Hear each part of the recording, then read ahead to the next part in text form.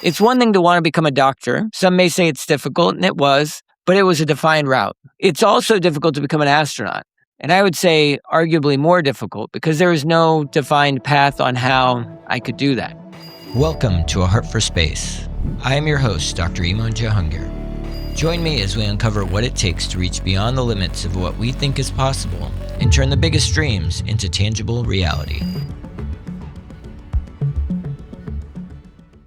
Welcome to the very first episode of A Heart for Space, the podcast. I'm your host, Dr. Eiman Jahangir, and today is not going to be like any other episode in the future. Today I'm here by myself. I don't have a guest. I don't have someone to go back and forth, but I figured for the first episode I could introduce myself to you and tell you why I'm doing this podcast. So for those of you who don't know me, I'm a cardiologist.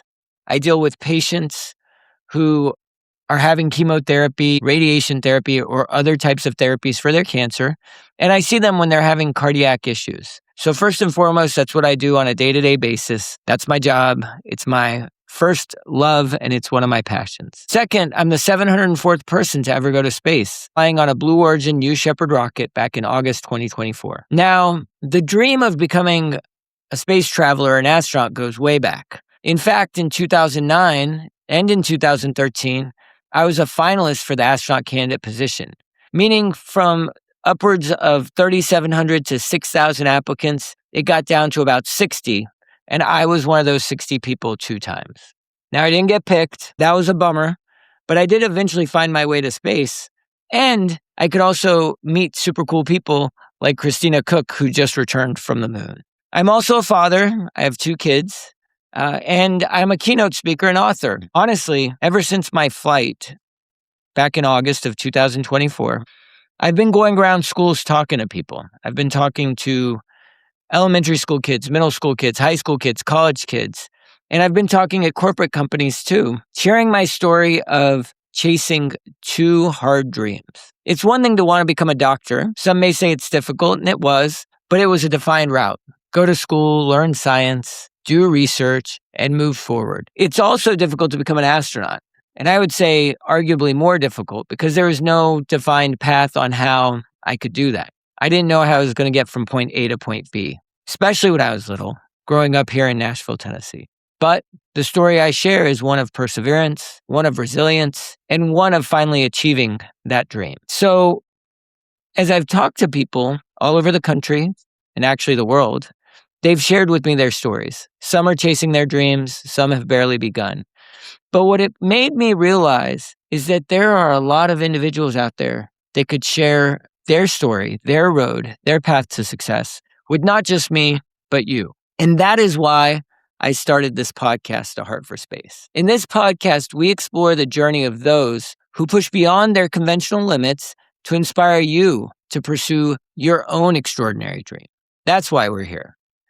And in this group, we have a lot of amazing people. Of course, we have doctors. Of course, we have astronauts, both from NASA and also commercial space companies. But we also have a world record champion, a Guinness Book of World Record strongman. We also have people who do amazing things and run 2 careers, similar to myself. And so I'm really excited to share with you all over the next few weeks, months, years, the stories of all of these extraordinarily successful and accomplished people. And you might ask, well, that's great. I look forward to hearing this, but why are you writing a book? Isn't the podcast enough? And it's a good question. You know, writing a book is not an easy feat. Putting your story down on paper sometimes can be difficult, because you have to revisit parts of your life. And then asking other people to do the same and share their story was also a challenge. But I knew writing a book was important because it allowed me to reach more people. If I'm going around and talking to individuals at conferences and schools, I'm limited by my time, the days of the week, and the ability to travel. By doing this podcast, I'm able to expand my mission and my story to more people. And so thank you for joining me here today. And by writing a book, I may reach people that I would never have otherwise. I think the beauty of a book is it's something that can end up in a library, that can be free to find. It can end up in a little library, which actually have a goal of taking some of my books and putting them in different places. And also, it's just a way to preserve my story along with others and hopefully inspire you to pursue your dreams. So you might be wondering, who are these other people in my book? Well, I have a group of 8 astronauts that share their story, including Jared Isaacman, the current NASA administrator, Siam Proctor, the pilot of the Inspiration 4 mission, Chris Huey, an aerospace engineer who flew with Virgin, Eitan Stib, who flew on the first Axiom mission to the space station, Kelly Girardi, a member of IIAS and one of the people in the all-women's research group that's going to fly on Virgin Galactic again in the upcoming future, Haley Arsenault, the youngest person to go to orbit at the time of her flight, and a very motivational individual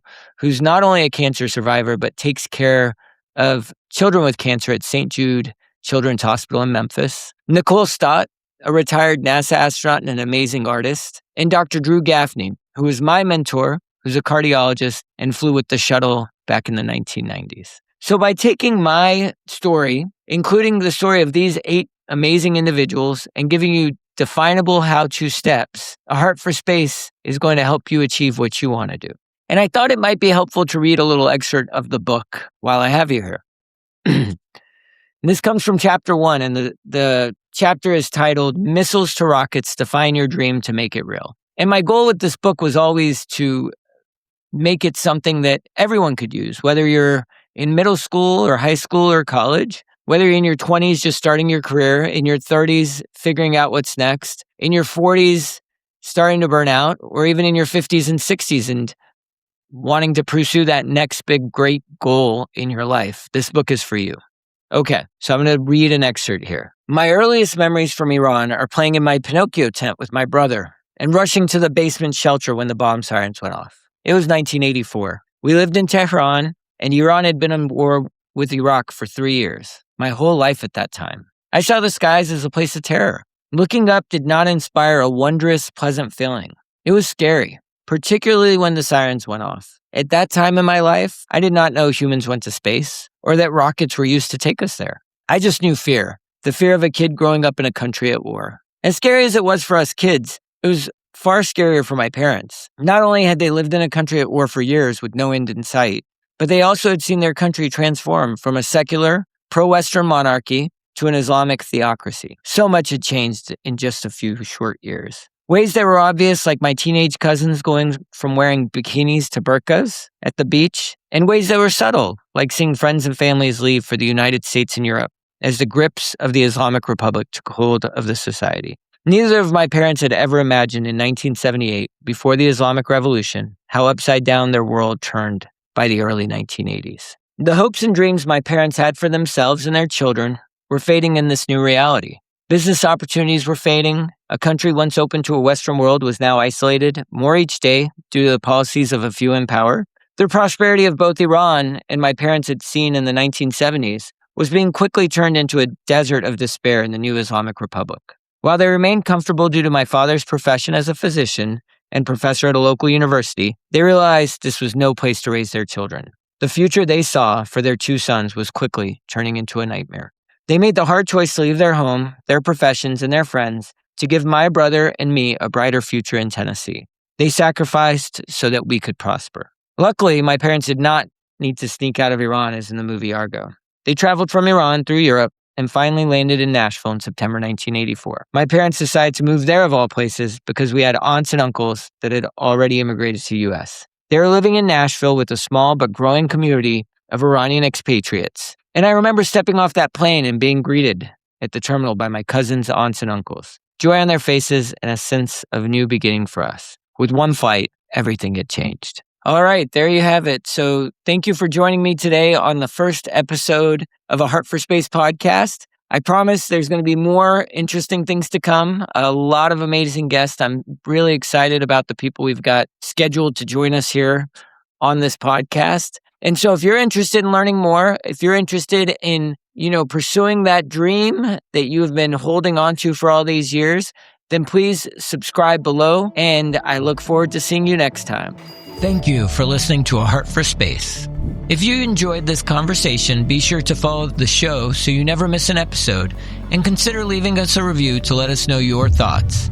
For more on my work in the pursuit of ambitious goals, visit aheartforspace.com and look out for my upcoming book, A Heart for Space. Until next time, I'm Dr. Eiman Jahangir. And remember, sometimes the only obstacle to achieving an impossible dream is the courage to keep going.